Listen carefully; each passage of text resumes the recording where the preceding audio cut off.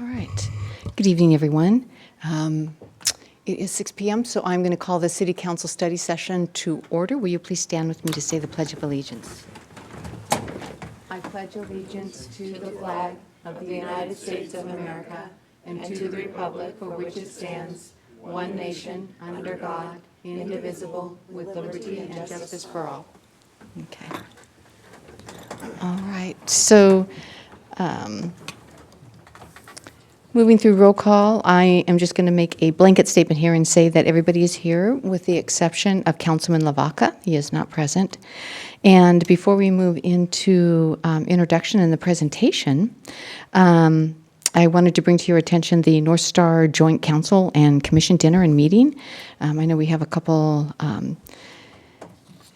council members that have already signed up, and I hope you all will consider doing it. It's great information. It's a way to really learn about what's happening in this community and a chance to really get involved as well. So many of the other agencies that I know you're familiar with do participate in this. So, all right. So tonight, I want to introduce, I've had the pleasure of meeting with about a half a dozen times now and talking with Emily Mason. Emily Mason is a case manager for Consistent Care Housing. And Consistent Care Housing has a statement that says, "We believe that the frequent users of emergency department of hospitals are best served by engaging the resources of the entire community beyond the limitations of the traditional healthcare setting.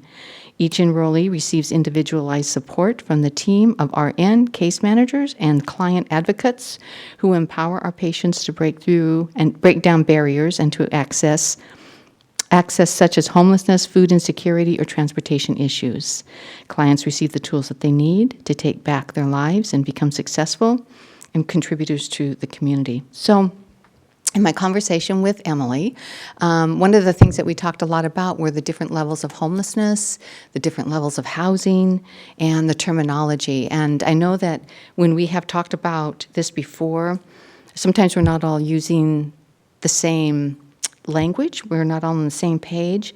And I just want to empower everybody and give them the opportunity to know what the terminology is and know what these different levels of homelessness and these different levels of housing, so that when we hear from different agencies, we know what they're addressing and what they're talking about. So I appreciate all of you being here tonight and being open to hearing about what Emily has to say. And so with that, Emily, I'm going to turn it over to you. Great, thank you so much. Can you guys hear me okay? A little closer, there we go. Hi, so again, I'm Emily Mason. I've lived in Sedro-Woolley for the past 8 years, and I want to talk with you guys about homelessness, but I also kind of want to open up a conversation, not just like a lecture, but more of a conversation around homelessness. What are we going to, who are they? How did they become homeless? There's a lot of thoughts around homelessness, a lot of stuff that you hear. And I just kind of want to have some conversations about that. Not expecting to, change anybody's mind or anything like that. I just kind of wanted to share some of the things that I have learned in my 10 years of working in the community with 8 years in Sedro-Woolley with homeless people and people with substance use issues and mental health issues, developmental disabilities. I've worked for Pioneer Center North. I've worked for Chinook. I'm pretty familiar with the people of Sedro-Woolley, my children. I have 3 of them. One of them is in the U.S. Navy. He'll have a year on July 11th. And the other 2 are at Sedro-Woolley High School. And one of them, we came here when he was in 2nd grade, and he is finally going to be a varsity football player this year, and he is just beyond excited. And it's really interesting to me when I work with people from Sedro-Woolley that are in homeless situations. Sometimes I'll say, well, I've got an opening in Tacoma, or I've got an opening here. And they go, oh, no, I'd rather be homeless in Sedro-Woolley than have to leave Sedro-Woolley.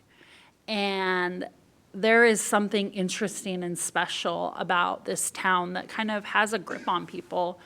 And, there's people who spent their whole life here, and their grandparents have spent their whole lives here. And I don't know each one of your personal stories or anything like that, but I do know that this is a pretty special town, special area. And I thought we'd get to know some of the issues that contribute to homelessness in this area. Next slide, please. All right, so faces of homelessness, who are they? I'm going to go ahead and click to the next one in my slide too. So I have some stories. These are true stories. The names have been changed for privacy, but they're stories. So I have a client currently who is a 78-year-old woman. She's lived in Sedro-Woolley her entire life. She was a nurse for 37 years. And when her husband passed away, she had the Social Security disability that was quite small. I believe it's about $900, $950 a month. And she wasn't able to pay the lot fees on the manufactured home that had been left to her. And her home ended up getting foreclosed on, and she ended up being homeless. So for the past year and a half, this now 78-year-old woman is living in the back of her car. She looks a lot like the lady in the front. She's, short little old lady with curly gray hair who is sleeping in the back of her car, who is terrified for her own safety because she doesn't know if someone's going to knock on the window in the middle of the night. And my mom is 78. When I think of 78-year-old people, I don't think of people of that being an ideal age to be homeless. No age is ideal, but in those years, it's their golden years. They should be able to relax, and instead they're homeless. And this lady, we'll call her Debbie, her story is not unique.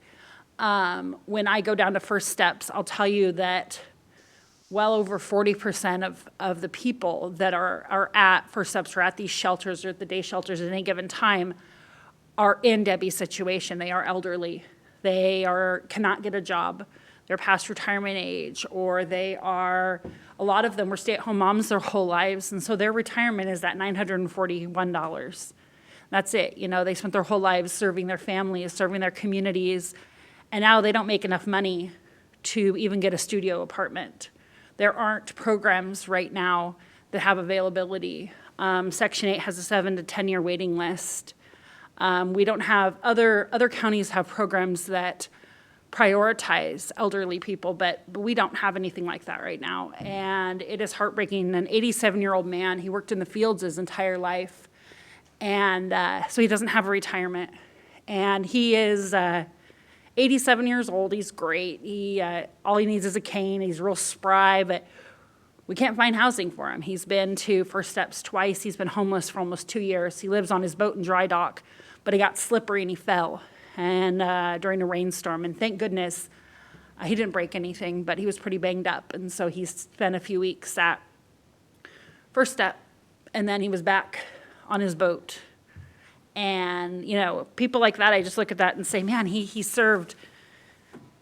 took care of other people his whole life. He was the agriculture. He worked in the fields. He's the reason all of us could eat. And now he's living by himself, and he's 87 years old. He's very, very vulnerable. So other people who are homeless, there's quite a percentage of people who are disabled who are homeless. So again, that goes back to that state 941, right? That 941 is all they get in disability, many of them.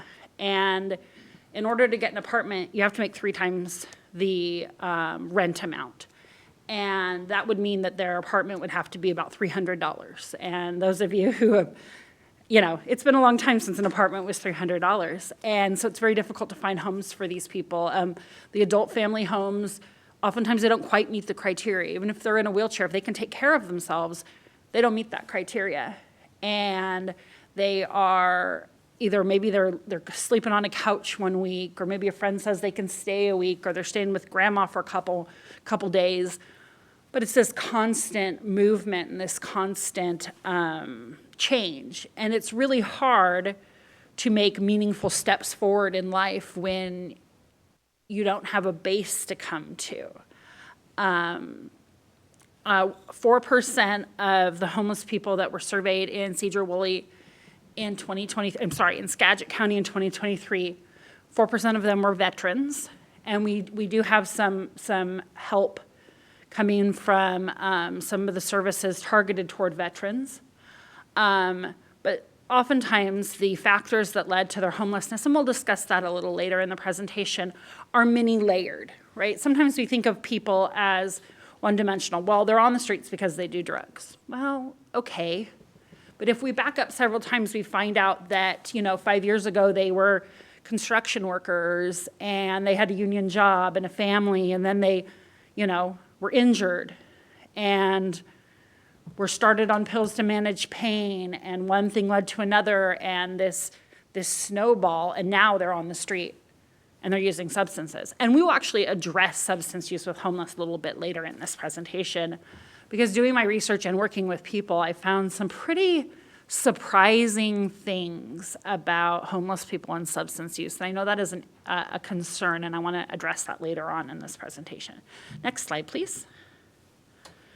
So there are different kinds of homelessness. Unstably housed. Now, unstably housed means that either they are going to be evicted in the near future, or they're couch surfing, or they're bouncing around between relatives, a few days here, a few days there, a few days here.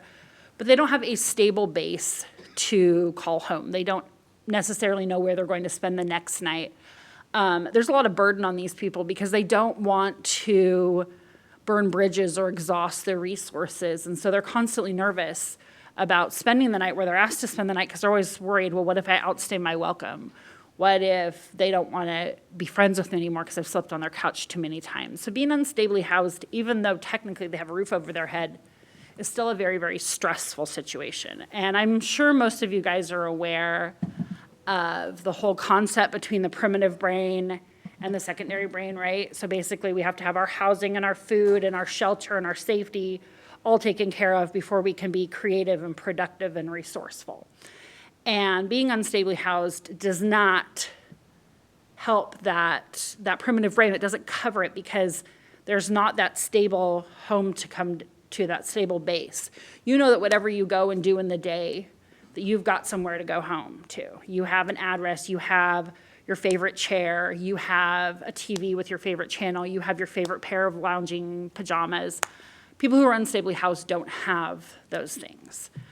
Temporarily homeless. So sometimes people are temporarily homeless because maybe they have lost a job, but then they've got another one and they're just waiting to get the income to get housed. Other times I've had people where they are moving from one family member to another one, but the other one's not quite ready, so maybe they're homeless for a few weeks. I don't know if any of you have experienced that thing where you sell your first house before you're quite ready to move into your second. Temporarily homeless, right? So temporarily homeless can be stressful, but it can also be something that is easier to handle because you know there's going to be an end, right? When my parents were building their new house, they were temporarily homeless, but they had the resources to stay in a hotel for a few weeks, and they knew that there was going to be an end to that. When you don't know that there's going to be an end, you don't know how to plan beyond your current crisis. Homeless due to loss of income. So we talked about that with the construction worker example. Some people become homeless due to a loss of income. So, there's been several ups and downs in the economy, but the one I can think of most clearly is the one that happened in 2008, the big crash in 2008 with the economy. We had gone from both me and my husband were working, and I had just had a brand new baby, so I was on leave, and all of a sudden overnight, both of us lost our jobs, and we had a newborn and a 2-year-old, and we didn't have big savings. We had enough for a month or two, but it just seemed like we couldn't get jobs, and every other resource was overwhelmed with people already trying to get help, and we faced homelessness with a small child and an infant in our care, and it wasn't because we didn't budget right. It wasn't because we were using substances. It was because there was a loss of income. Other examples are being injured on the job, being laid off. So my partner right now, my partner of 6 years, he's a machinist. He makes parts for airplanes. And with the mess that Boeing's in right now, he and many, many, many others have been laid off. He's been without work for 3 months now. And he looks everywhere, but nobody's hiring for that position because nobody's making new airplane parts right this second. And so being homeless due to a loss of income can be really scary because you have savings and you think you've planned enough, but it just seems to go on and on and on. And you just every day see that balance go down, and it's this like impending sense of doom. You can also be homeless due to a tragedy or disaster, such as you're living with someone, they die, and the house is sold, and you have nowhere to live. My mother was in that situation one time. Her husband owned the house, and when he passed away, the house, he hadn't changed the will because they'd been married for a short time. And the house went to the children, and she was suddenly homeless. You could also be homeless due to a disaster, hurricane, tornado, or things like maybe it's an infestation. We had black mold in our house this fall, and we were homeless because we had to get out of the house while they redid the house, and then they pulled the water heater out, and there was black mold, and then they pulled up the flooring, and there was more black mold, and then they pulled down the wall, and there was more black mold, and I'm sure everybody's heard of a situation like that. And oftentimes we don't have the resources and things to be able to absorb a situation like that and remain stably housed. And then the other people are chronically homeless people. So people who have been homeless for a long time, maybe 5, 10 years, maybe a year, who have been through the system over and over again. Some of you may have even tried to help some people like this on your own, and you just feel like no matter what you do, you can't quite get them up. Stereotypically, we think of those people as people who maybe use drugs, or I even hear the phrase, well, they want to be homeless, they like it. This really dials into the complexity that homelessness can be. So maybe they have many homeless people have animals, and I don't know if any of you have animals at home, but you're probably pretty attached to your animals. They're probably a pretty big part of your life. And when houseless people have animals, they are the huge part of their lives. They are the only steady part of their life. And so many times when there's a shelter availability or a hotel availability or something, that doesn't include their animal. And a lot of these people are chronically homeless and on the streets because they can't justify housing themselves and surrendering their animal. That animal is their family member. It would be like surrendering their child or surrendering their spouse. So other times they're chronically homeless because of something as simple as past criminal history issues. So I had a landlord, I was trying to get someone into an apartment, and they had a assault for, which is like pushing or shoving someone, from 20 years ago, and they were denied tenancy for this apartment. And when something like that happens and we hear about it, we're like, well, the justice is you're supposed to serve your time and then give back to your community and become an upstanding member of society again. Well, you can't do that if nobody will give you a job and nobody will give you an apartment or allow you to get a job or allow you to get an apartment. You become chronically homeless because you can't get a foot in the door. A lot of people, when they get their first house or they begin their first business or anything like that, they are able to apply for a loan, or they have a family member that's able to give them a loan. The people who are chronically homeless often don't have those resources. They don't have anyone who can help them out. They don't have a family member who can, be a co-signer or rent the apartment for them. And we will spend days and weeks and months just going obstacle after obstacle after obstacle. Something as simple as, let's say we found an apartment, but their ID and their social security card got stolen, because when you live on the streets, everything gets stolen all the time. So now we've got to go and we've got to apply for a new social security card and a new ID and wait for them to come in the mail. And by that time, that apartment has moved on. So they've got their ID, right? And they've got it in their wallet. And then they've got to sleep sometimes. So they go to sleep and they wake up and their backpack's gone with the ID and the social security card. One guy, I replaced it 6 times in 8 months. Not because he wasn't keeping track of it, but because he kept getting stolen from whenever he would try to rest or whenever he would try to even just put his stuff in a locker and go take a shower. And so sometimes it's easy to think, well, why don't they just go get a job? So if they're on the street, right, you stop doing drugs, you go get a job, you get an apartment. Easy. It's not that easy though, right? Like, let's say that your interview is on a Wednesday to get a job, but the free laundry day is on a Thursday. So you've been wearing that same set of clothes for 6 days. You don't have an ID and a social security card because they were stolen. You don't have clean clothes. You don't have an address. You might not have internet access.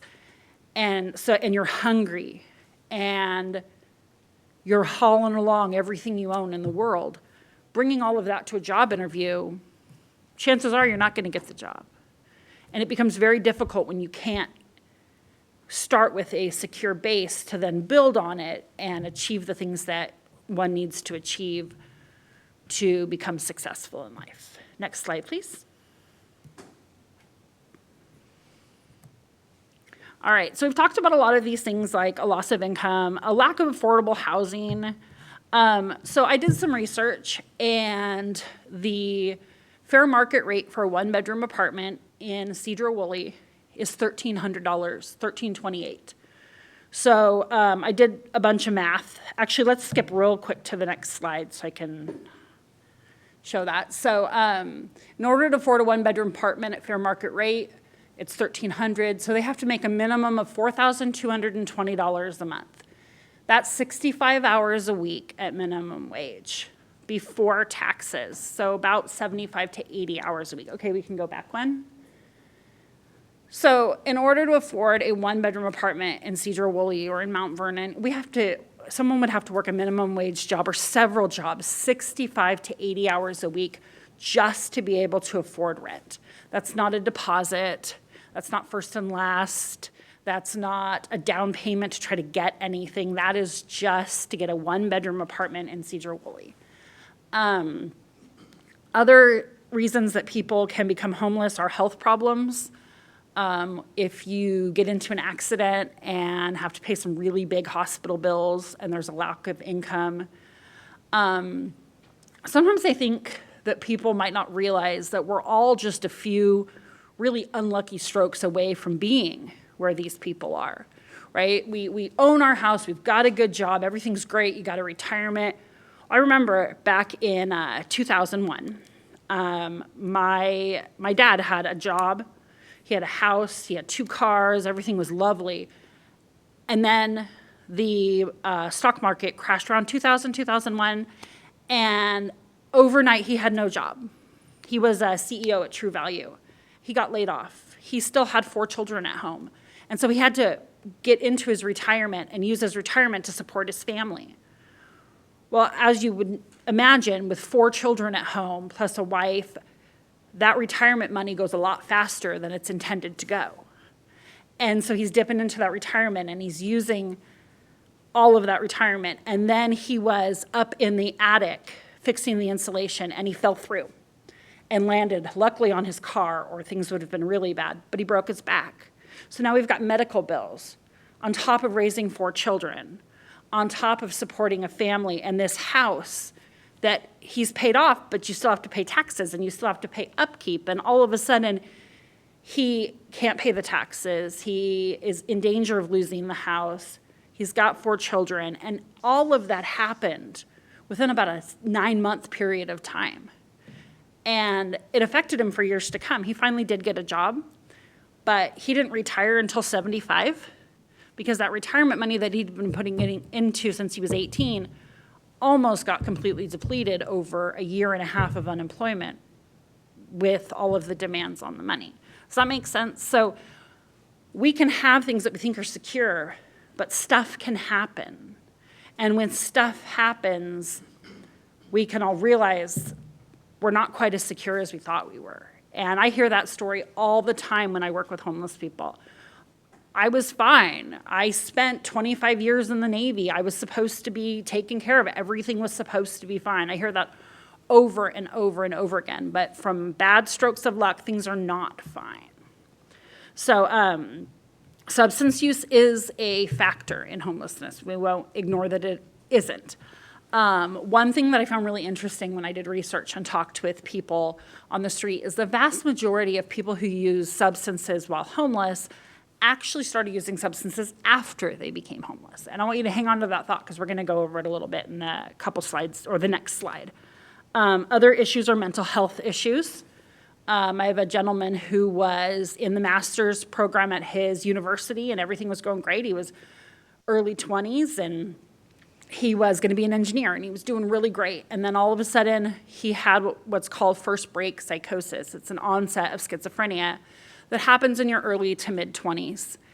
And through no fault of his own, it happened. He had a first break psychosis, and all of a sudden, he couldn't work.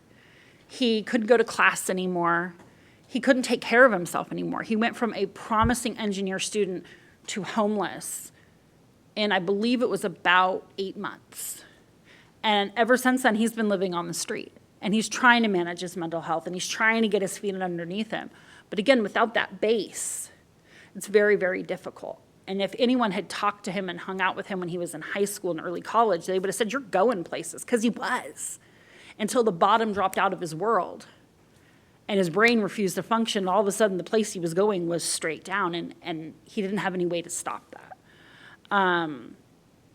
Unemployment increases. So obviously, like I talked about with Boeing, that has created some job instability. When I went to Hawaii to see my sister, the AI coming out has decimated the web contractors, web developers, and those in the IT world over in Hawaii. And these people who are making six figures are now making almost nothing through unemployment. And when the AI systems launched, all of the people who wrote the programs were suddenly not needed anymore. And that happens with different industries at different times, right? Like when we got all that snow that stuck all the truck drivers, all of a sudden all the truck drivers didn't have anywhere to go and didn't have any money coming in until we could get the trucks over the pass. Or, you know, all of the support staff at the school when we had to go all virtual in 2020. Our cafeteria workers and our janitors and those people who depended on that for their income suddenly didn't have jobs. I can't think of any industry that is immune from something happening that could challenge the stability of our jobs. Those that I gave you are just a few examples. Other things are stagnant wages, stagnant economic gains. So again, when minimum wage is $16.28, which sounds like a lot, but when you're looking at versus how much a one-bedroom apartment costs, you're realizing that things aren't adding up. Disability has been $941 a month for years. The housing prices, the grocery prices, they are skyrocketing, but the amount of money that disabled people get to live on has not moved. I think it went up $8 last year. So that money is staying still, and so things that people used to be able to afford, they can't afford anymore.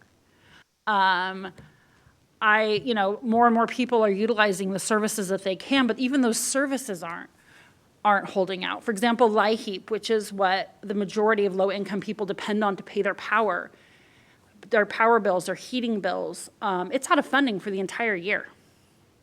Now, hundreds and hundreds and hundreds of low-income people don't have a way to pay their electricity anymore. The main program that I run, Foundational Community Supports, it's a housing resource program. They were funded in July and were out of funding by October. So all of the resources that I had to help people were gone. We had just hired a bunch of new people to run the program, and all of a sudden the program doesn't exist anymore due to economic issues and the state having to cut back on the amount of money they are putting towards different programs. The next one is credit and background issues. So once someone has had an eviction on their record, such as the woman I was talking about, the 78-year-old woman at the beginning of the presentation who was evicted because she couldn't pay her lot rent. Once someone gets an eviction on their record, the majority of landlords in Sedro-Woolley will not even look at them. They'll just, if that box is checked, they just bin the application. They don't even give them a chance, don't even look at it. Even if that eviction has been 5-10 years ago, even if that eviction, I have one gentleman him and his wife are disabled, and when they left their place in Central Washington, their son moved into the trailer that they owned on rented property, and he didn't pay any of the bills, and he ended up getting evicted, but it was still under their name. There was a language barrier, and they didn't understand what they needed to do. And now this guy's got a $24,000 eviction on his record. Evictions are a huge barrier in being able to progress through to being housed. Other issues, like I said, were background issues. We are working on helping people with the background issues. There are certain things that can be vacated that we try to help people get vacated. There are, some background issues that we try to help people with, try to help get expunged off their records or this or that. But when companies are using these automated background software to do their background checks, it will just send them back a no. Oh, nope, you failed. Well, why? I don't know, you just failed. And when each application for each apartment is $50 to $75, and you're putting in these apartments, and nobody will reuse somebody else's tenant reports. The reusable tenant report does exist, but I haven't met one landlord that's willing to use it. They all want to run their own background check. And that's $50 to $75 a pop. And if you have something on your record that maybe you didn't know it was there, or it was a really long time ago, or there are explainable circumstances that used to be that you could explain it to your landlord. Well, this is what happened. And it makes sense. Maybe it was in your defense. Maybe it was during a hard time in your life, and then you could move forward. Well, now with these automated processes, it just sends back a no, and that's it. The company's done.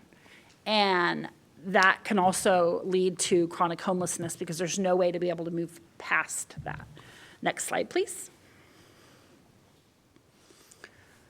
All right, so 1 in 4 homeless adults are over the age of 65. And in some areas, such as there's a place in Oregon, in Grant Pass, Oregon, where 80% of homeless adults are over the age of 65. And that SSI benefit of 941 is what people that don't have significant working history, that's what they end up with. So stay-at-home moms, people who did not, for whatever reason, pay into the Social Security program while they were working, independent contractors, farm workers, things like that. Over 40% of homeless people are disabled. In 2023, Skagit County identified 650 homeless children and 20 homeless veterans. So homelessness doesn't just affect families, it also affects children. And yes, we have Family Promise, right? That's the first thing you think of. Oh, we got Family Promise, we're good to go. But Family Promise is, first of all, always full. And secondly, it doesn't fit the needs of every single family. It doesn't enable people who have pets. It doesn't enable people who have non-traditional family makeups, grandparent, grandchild, that sort of thing. Those are some of the gaps in some of our housing, our emergency housing. We did talk about that. In order to afford a 1-bedroom apartment, you have to make 65 hours a week at minimum wage. Sure, they can get a raise, but I'll tell you, people are pretty stingy with raises right now. And in order, roughly, math is not the best thing in the world for me, but basically you would have to make about somewhere around $27 to $28 an hour just to get a 1-bedroom apartment. I don't know very many people, that are in that range where they can pay they make $27, $28 an hour just to get a 1-bedroom apartment. That is out of reach for most people. Most jobs that are out there don't pay that sort of wage. So most homeless people who have a substance use disorder report that they develop this after an extended period of homelessness.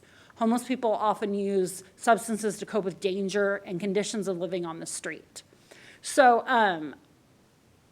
people will go onto the street, and the vast majority of them begin sober. Like I said, it's one of those other factors that we talked about earlier. But what happens is they're cold, and they're tired, and eventually you have to sleep.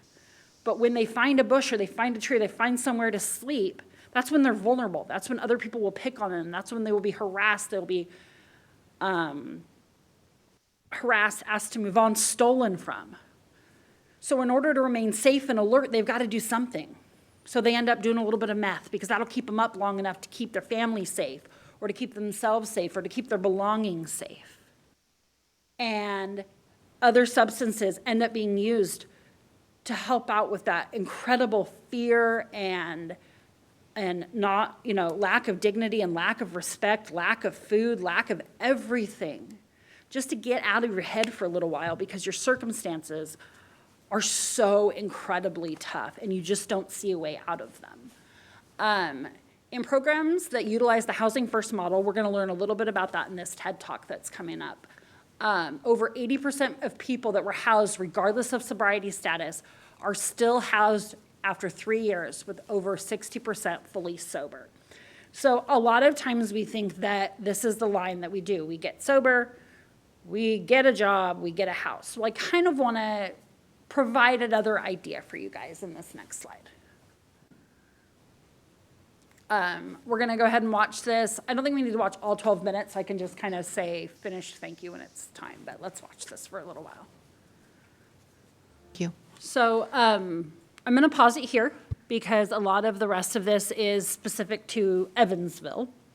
And obviously we don't live in Evansville, but the main idea of Housing First is kind of what I wanted you guys to hear about telling someone that, you know, you have a right to a safe place to live. You have a right to dignity and respect. I know that sometimes that makes alarm bells go off in our head, like, oh, people are just looking for free housing. We're just going to pay for everybody to get housed, and then what? But studies have shown, right? Scientific studies have shown that when we start someone fully supported in a supportive living environment, and then we slowly we wrap those services around, and then we begin to step those services off as they need them, people are getting jobs on their own. People are, with support, people are getting jobs, they're going to treatment, they're staying sober. They have something to live for.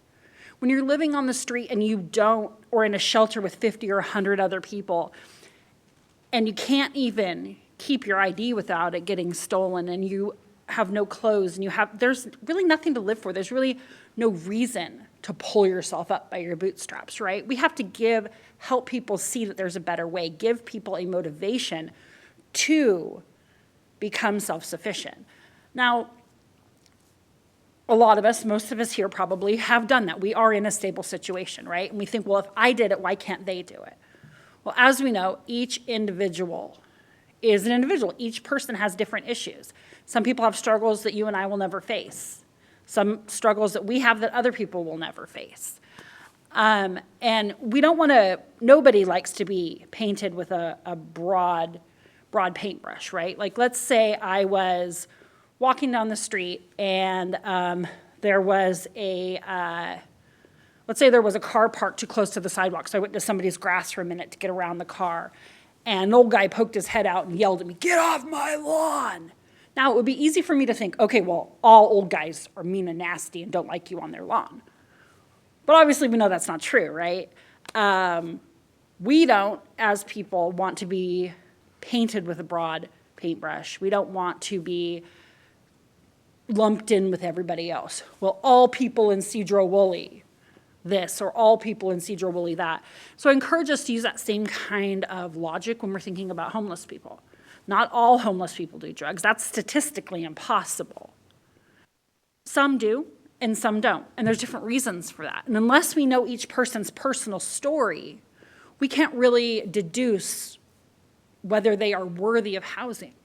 Because honestly, I think everyone is worthy of housing. Nobody deserves to live on the street. Well, they're not helping themselves. Okay, why aren't they helping themselves? What support do they need? Do they need people cheering for them? Do they need a step up? What kind of help can we do to help these people get up and continue? Because I will tell you that when I talk to homeless people and I talk to people in shelters, nobody is like super excited that they're there. Nobody's like, my dream when I was a kid was to be a bum. That's not a thing. They all had dreams and hopes and aspirations just like you and I do. And somewhere along the way, lots of things or a few things, stuff went wrong. And they're at where they're at, but they're not happy to be there. They just need help and support to move on. Now, I want to talk a little bit more. We're going to, next slide, please. I also want to talk about the financial impact of homelessness. So, I don't know if you guys know this, but each homeless person costs the county approximately $40,000 with taxpayer money to support a homeless person to stay on the streets for 1 year. That includes things like ER visits for exposure, illnesses, sicknesses.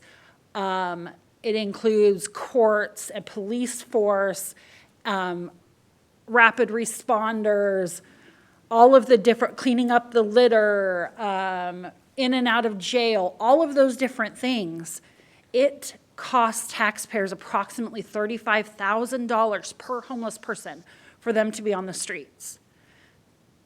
Now, for them to be housed, to help with housing, to do like a Section 8 voucher they still pay 30%, they still pay their portion, but the rest is covered. That is going to be approximately $12,000 a year.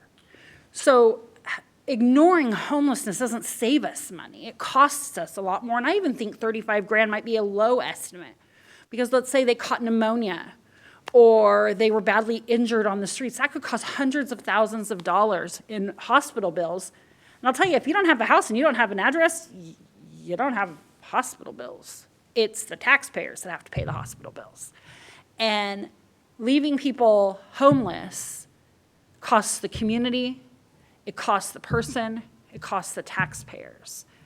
So there's different ways to end homelessness. There are things like rapid rehousing. Rapid rehousing is a really popular program in Snohomish County, and it utilizes various community resources to help get those most vulnerable people housed, like our families, our veterans, our disabled people, our elderly people.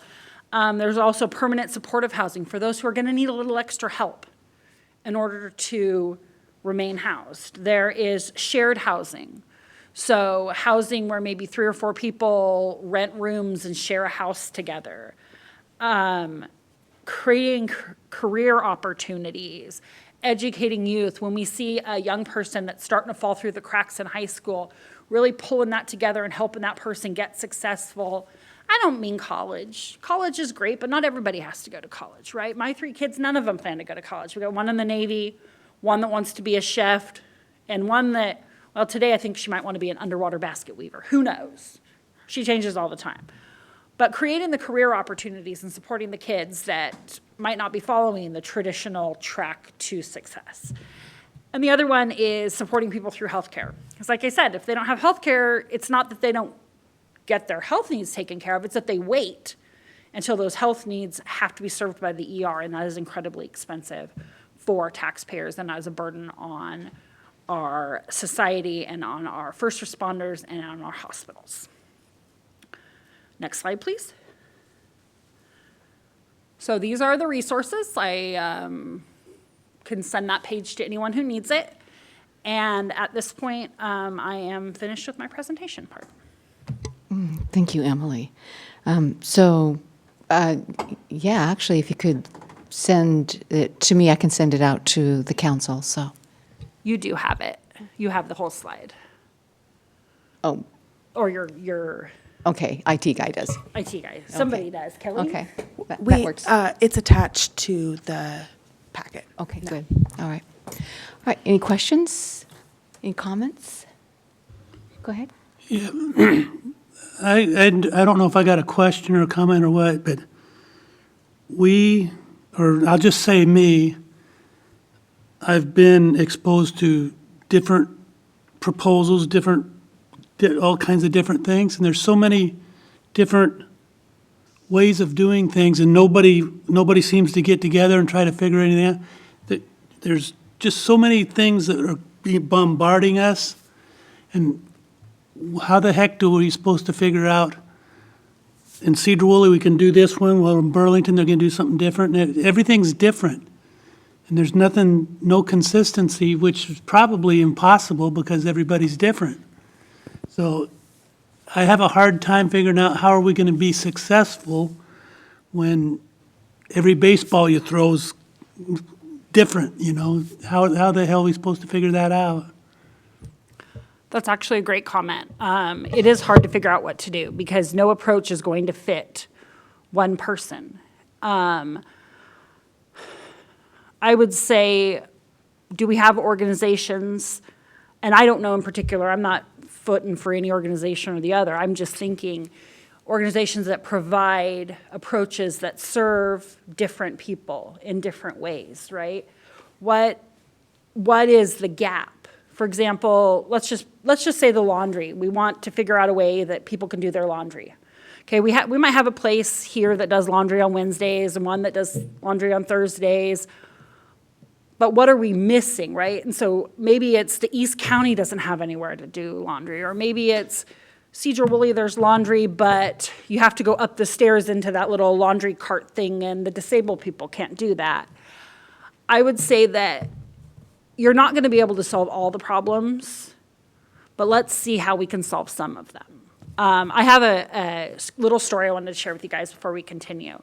So this guy was walking on a beach one day, and there had been a unusually high tide and quick transition to low tide, unusually, and there were thousands of starfish that were stranded all over the sand. Everywhere he looked, there were starfish stranded on the sand, and the tide was coming out, and all of these starfish were stranded.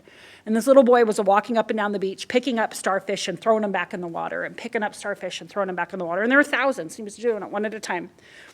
And this guy walked up to him and he goes, "There's no way you're going to be able to get all 1,000 of these starfish back into the water. Like, why does what you're doing even matter?" He goes, "Well, I don't know, but I think it matters to this one." So he picked up the starfish and threw it in the water. And when I think of that, when I say it a lot, I can't save everybody, but I'm going to save this person. I can't fix all the problems, and there are too many problems for me to fix. But what is an area that I can save this starfish? Because it's going to matter to that person. It might not matter to everybody, but it's going to mean the world to the person who is helped by what you guys are able to do.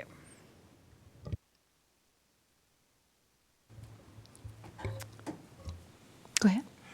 It sounds, I mean, we've had several presentations on homelessness, and it sounds like there are several factors to take into mind, and I do appreciate your comment, especially about the disabled.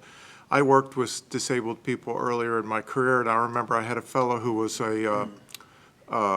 he was a crane operator making 6+ figures, and he developed what is it, where you're dizzy all the time?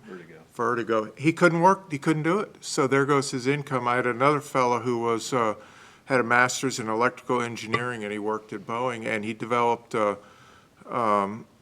MS, and when I started working for him, he didn't know how to turn on his computer. So you're right, that happens. And I think I'm very disturbed at the number of homeless children.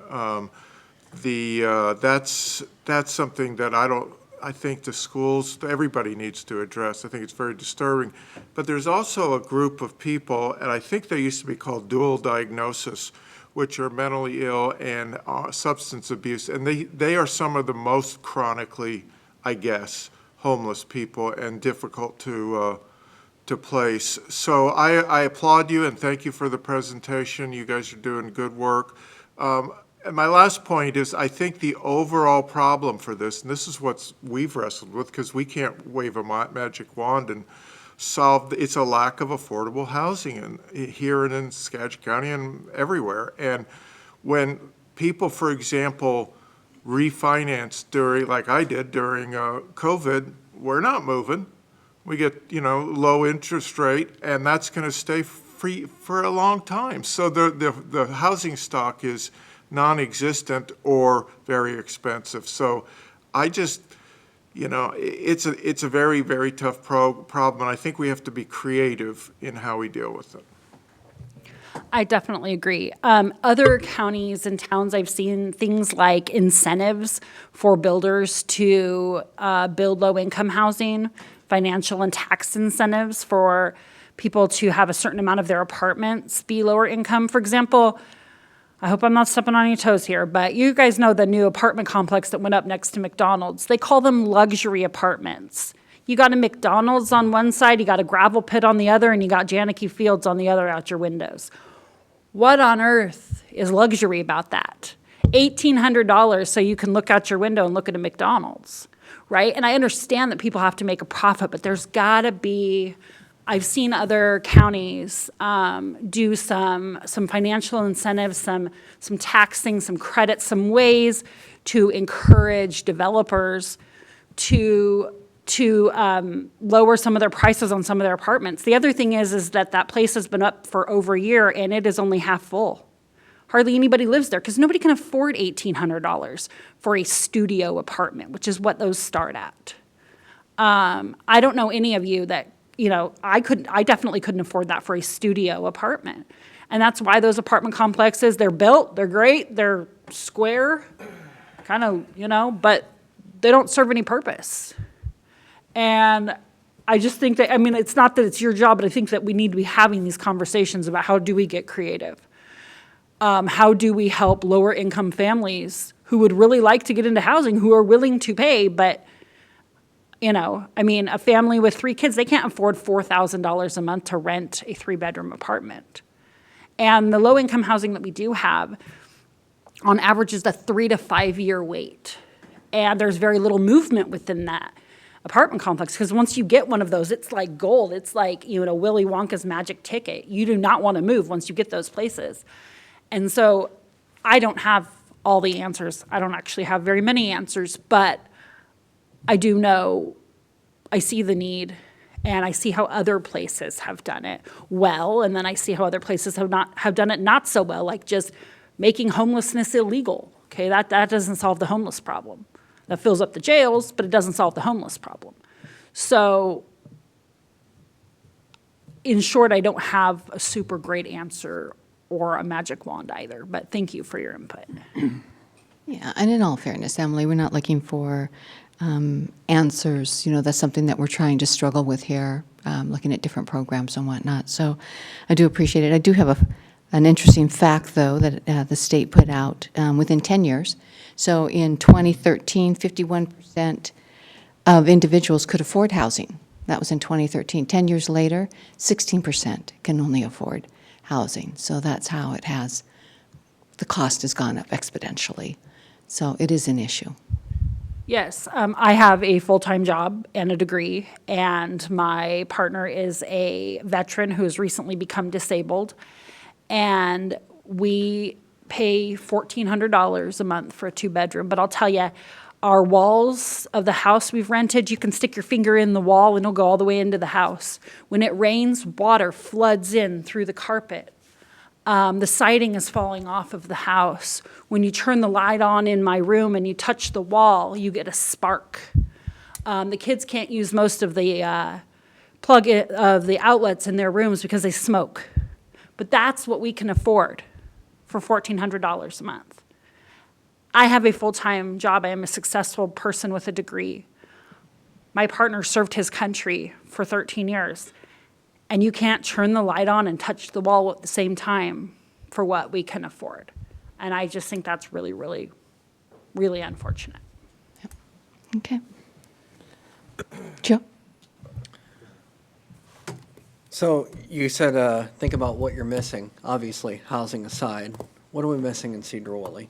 What are the little holes that we can plug that make it slightly easier for people? That's a great question. Some of that I might have to get back to you on. But one of the things, if I can be really frank, is a little bit of compassion. I know that I've seen, and I don't know the story behind it, but I saw, a homeless person sitting near the roundabout, and they were just sitting there doing nothing. And when I drove by 15 minutes later, there were 4 police officers moving him along, walking him towards Burlington. And I might be stepping on toes here, and I'm really sorry. But I think that when I hear comments like, not in my backyard or anywhere but here, I feel like it doesn't take into scope that these are people just like you and I. At one point, this was someone's precious, precious baby that they held in their hands and they wished the world for. This is someone's beloved son or someone's father or someone's whole world. And at some point, something happened, but you know what? They are no less of a person than they were. So some compassion, some understanding. It'd be cool. Some, local initiatives that have gone through when local businesses come and say, hey, I think we should do this, this will help. I encourage you to not look at it as, well, that's not going to help everyone, but look at it as, hey, that might help 100 people. Hey, that might help this niche or that niche. And we can't solve all the problems, but like I keep saying with that starfish, man, we can save that one. And I would say that that's a huge thing. And the other thing is services for the elderly. There are very few low-income services for our elderly people. And that just, it breaks my heart. They can't, just go to treatment and get a job and move on with life. Their life is almost at an end, and they have to spend what should be their golden years in the back of their car.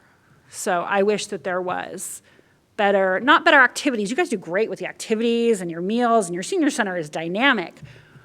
What are we doing to offer housing and help with housing for those people that have dedicated their lives to helping other people? Thank you. Thank you. Alan, did you? Yeah, I got a couple questions for you. First of all, I appreciate your presentation. It was very informative. So you're a case manager at Consistent Care Housing. Where is Consistent Care Housing, and what are your day-to-day roles and responsibilities, and where do you get your funding from? Kind of walk us through what you do at work, if you wouldn't mind. So Consistent Care, first of all, is made of two divisions. The statement that Mayor Johnson mentioned was actually from our ER diversion medical side of things. I work in our social service side of things. It is originally based in Spokane, but we serve the whole state of Washington. Some of us work remotely and some of us work in offices. Our closest office is Marysville, but I do work remotely. I used to say I worked from home, but I'm maybe in my office 5 or 6 hours a week. So a typical week looks like So I do housing and employment case management through the main program we use is the Foundational Community Supports Program, which is funded by WellPoint, which used to be AmeriGroup, through the state. I also run the GOSH program, which is the Governor's Opportunity for Supportive Housing. It is a program for people who have been long-term residents of Eastern or Western or one of the diversion hospitals like Providence 4th Floor, Smoky Point.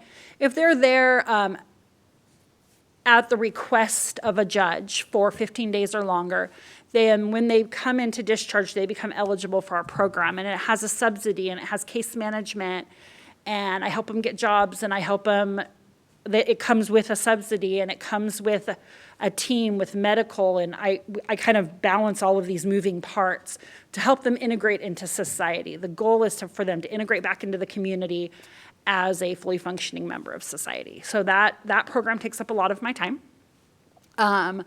I also will meet with people at libraries and at homeless shelter and at the day shelter to get them enrolled in our program. Our program can help apply for subsidies. I can help figure out if there's any income that they're missing, if there's any obstacles to housing that I can help solve, if there's any housing available that they don't know about. Like my company receives 50 vouchers from the Tacoma Housing Authority, 50 Section 8 vouchers. It's through a program where the people use the voucher, they live in an apartment for a year, they follow the rules of their lease and pay their rent for a year, and then it becomes a mobile Section 8 voucher they can take anywhere in the state of Washington. That has transformed the lives of many, many people, and I would love to see something like that out here. Right now, our housing authority processes 13 applications a month. It is a very small housing authority, or Skagit Housing Authority. I'm not sure about Sedro-Woolley Housing Authority, but things are a very small scale here. So I do that. I help take people to doctor's appointments, help them get their medications, help them stabilize. Let's say they are in the shelter and they need anything. I help out with that.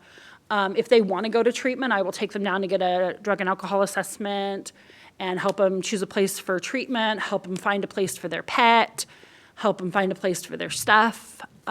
Anything that I can do to help them get any kind of subsidy or get any kind of help or move through the process. And then one of my favorite parts of the job is after they're housed. So a lot of housing places, you get them housed, you sign off, you pat yourself on the back, and you move on with life. We have post-tenancy housing or post-tenancy housing case management. So when a person's been on the street for a while and goes into housing, it's not the end, it's the beginning. So I continue to follow them. I go out and meet with people. So if someone is under a bridge, I go out under the bridge to meet with them. I meet with them at their apartment, and maybe, like I had one guy who, I came in, we had moved him into Martha's place, and he had everything he needed, sheets and pots and pans, and I come in to do his 1 week check, and he's laying on a plastic mattress. And I said, dude, where are your sheets? And he goes, what? I go, you know, those dark blue things. He goes, oh, you mean that dress? But that wasn't a dress, man. That was your sheets. He didn't even know what sheets were. He'd been homeless for so long, he'd forgotten what sheets were. So I went and I got him another set of sheets, and I showed him how to make his bed. Show him how to cook. Show him how to clean. Show them that garbage doesn't just drop right where they're at, but you actually put it in the garbage can. I help connect them to services, make sure that they are continuing with their mental health services. Some of them, their goal is, I want to be reunited with my kid. Okay, so we start figuring out what steps we need to do, enroll in counseling, take a parenting class. So I'm balancing the needs of 20 to 30 clients in all the different ways that they need help. Does that long-windedly answer your question? Yeah, it does, thank you. Anyone else? Yeah, I had another, I could probably go all day if you want. Anyway, you see a little bit of success with NGOs that are able to get out in the public and work. But I was listening to, creative thinking. Well, everything's hooked to the government, and the one thing that the government does not do is creative think. Every one size fits all. The federal government puts billions of dollars in, but it's the same in Florida as it is in Washington. So you can't do specific things in different places, and the state government, one size fits all for the whole state, and the government is more the problem than anything. So I oftentimes see those rigid rules as a bit of a challenge. I can still make it happen. I just have to think a little more creatively than the government does. If I have a situation where somebody needs something and there's a strict rule that says they can't have it, okay, how can we get them what they need? How can we pass this? How can we work around those rules that no longer serve us? How can we achieve what needs to be done for the person? And the hardest thing I would say when I come to do a presentation or I talk to a group of people is how difficult it is knowing that each person is an individual, but yet having these overarching policies that don't that don't account for individuality, right? That's what you're saying. The government just makes rules. They don't account for the individual needs of a person or a town or a county or a situation. And I acknowledge that that's a huge problem. I tend to just, so far it's served me pretty well. Okay, now how can we do this? How can we make this work? I used to have a program that paid for a hotel, but they wouldn't hotel stay for people coming out of a mental hospital, but they wouldn't pay for the deposit. Well, these people don't have money, and almost every hotel charges a deposit that is reimbursable when you check out. So pretty quick, I figured out that I could just take the deposit, divide it by the amount of days in the first week, and bill that as my first week, and then we have this cool drop in the second week and subsequent weeks, and it went through, and it was great, and I was able to get people in hotels while following the rules. So what are these ways that I can think creatively, these hive minds where we can set aside, differences or whatever and just figure out how we can fix things? And not everybody has the answers. Like I said, I don't have most answers, but I'm pretty much go and figure things out as I go along. All right. Anyone else? Any comments? Well, Emily, thank you very, very much for taking the evening, taking time away from your children. I know that you work very hard during the day. Thank you for coming here.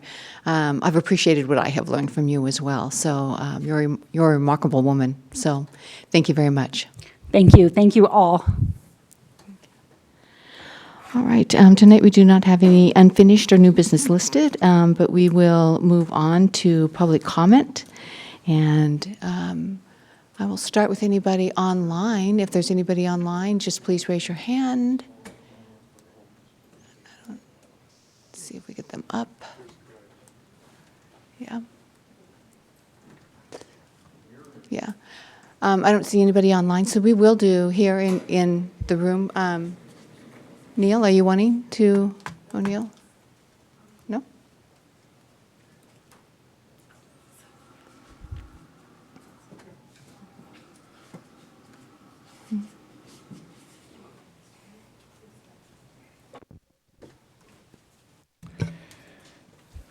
Phil Murray, live in Sedro-Woolley.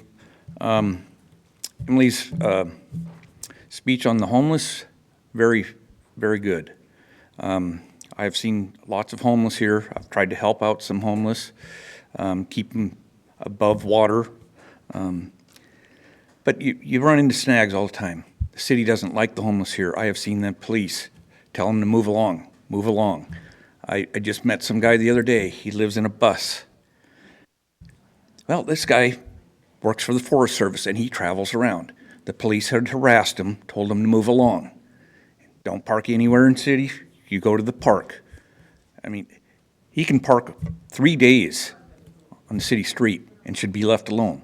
But the police will come and do a check on him every few hours, knock on there, wake him up.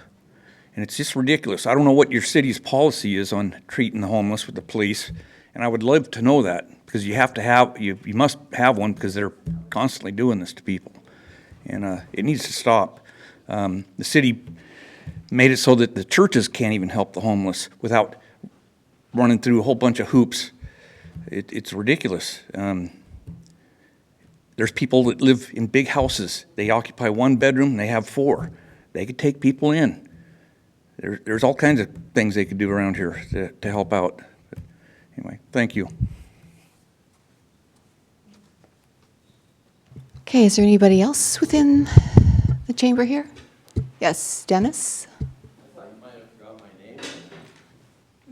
Well, Mr.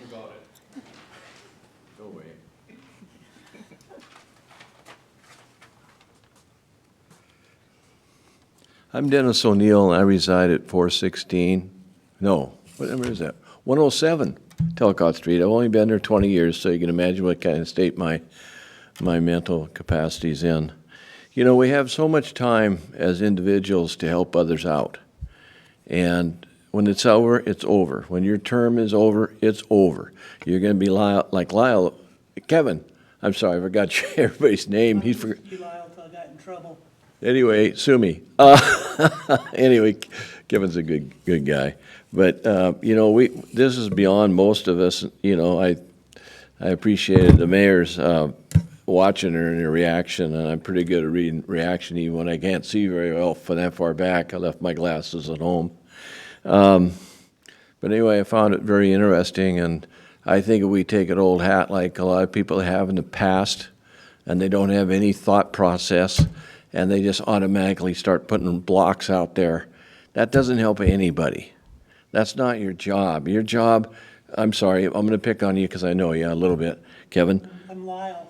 Lyle. I don't care. It's a name. And in 10 years, nobody will know who you were or what you did. 5 years, 10 years, I don't know. But you get one chance to help other people out.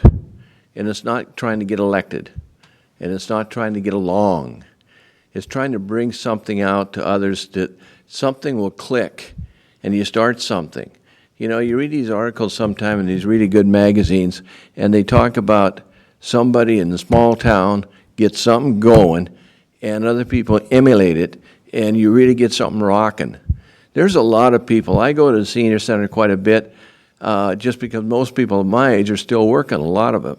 And I quit when I was 54 because I had to from a car accident. But, you know, it's an opportunity that comes once in your life. And you might not get it again because you might not get reelected. This could be it. What do you stand for when you walk down from up there after a year? You know, and it's just that's the way it is. And whether you're a Christian or not a Christian, what's a Christian mean to you? What are you doing about it? Are you just coming to your job and, you're, what do they call it? An hourly kind. I never worked on an hourly basis anywhere. I was in mortgage lending. I know a little bit about housing and about how people qualify and don't qualify. And I've been general banking for like 20 years plus the time in mortgage lending. So I do know a little bit about it. I think it's a very interesting field where you can really stand out, or you can just be, again, like what maybe you were in the past. You're just coming in. Basically, it comes down to you can bring up objections, which everybody can, or you can get some resolution. And I'd like to see, I'd like to see that happen. And I'd like to see, you were talking, and not just you, talking about maybe getting another, what was it, committee or something for, what was it? Help me out. You don't remember. Are you Okay. talking about the Housing Commission? No, you had something you were going to add another position in the city council. And it went half-time, and I don't know what you guys decided. You're talking about the HR director. The what? HR director. Human resource, yeah, all right? I mean, that's great, but hands-on and everything, it'd be really neat if you got all together on this and tried to get a group together, somebody that would get together and try to, stimulate some idea of thinking rather than the old, it's too hard, it won't work. Get out and dig for it, because nobody else seems to be doing it. You run into the same roadblocks, but once in a while you run into somebody that seems to have their brain in gear. Not insulting anybody that doesn't, but maybe I am. It's interesting that here's a chance to get out and stand up for who you are, and when you run for election, you might not get reelected, for a city council or whatever, but at least you're going to go away with a little bit more better sense of pride you can carry to your kids and your grandkids, and you can talk it up at future meetings, whether you're a member of the council or not. You can stand for something.